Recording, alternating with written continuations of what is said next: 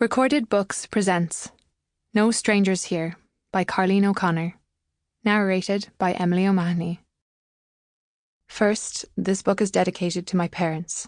My mother, Pat Carter, who could have been a mystery writer herself, and was instrumental in listening to plot point after plot point as I worked through the story, offering advice and encouragement.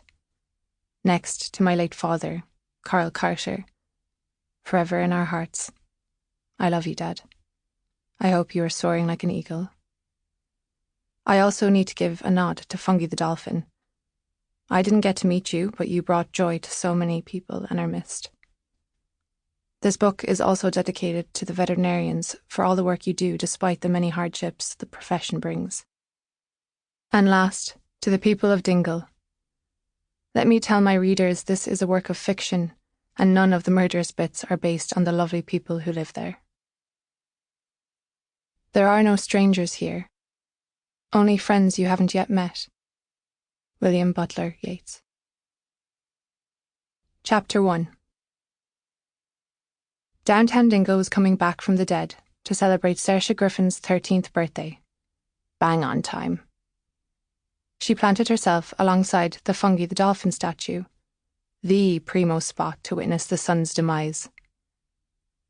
The fiery star plunged into the Atlantic, unleashing a triple crown of red, orange and purple onto the skies. A mishmash of boats winked from the harbour, and a string of white lights dangled above Strand Street like a row of blazing candles. Make a wish. Lá Brella Hunadit. Happy birthday to her. Saoirse, Saoirse, what you searching for? Lads at school liked to sing that while grabbing their dirty trousers and crooning, they got what she was searching for, right here. They hoped it would make her cry, but she liked it. Not the grabby bits, but the searching part. She was a searcher, a spy. She was going to have the best birthday of all birthdays of anyone who'd ever lived, period. If only she had someone to party with. Not a bother. All spies were lonely.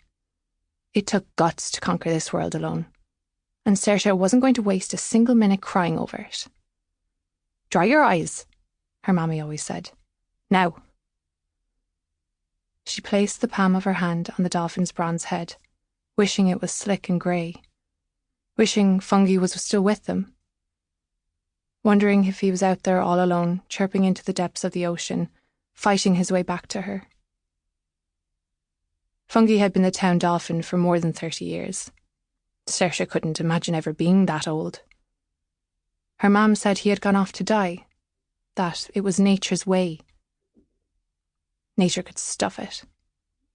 She wanted him back.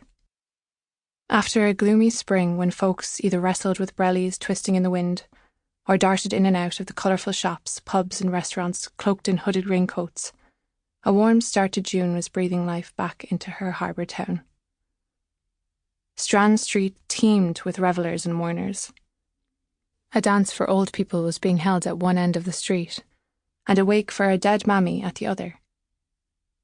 Irish music spilled out of the pubs, competing with the one-man band / puppeteer camped in front of the statue. He was a scraggly, bearded man manipulating a harmonica, drum, banjo, cymbal, and 3 slack-jawed puppets.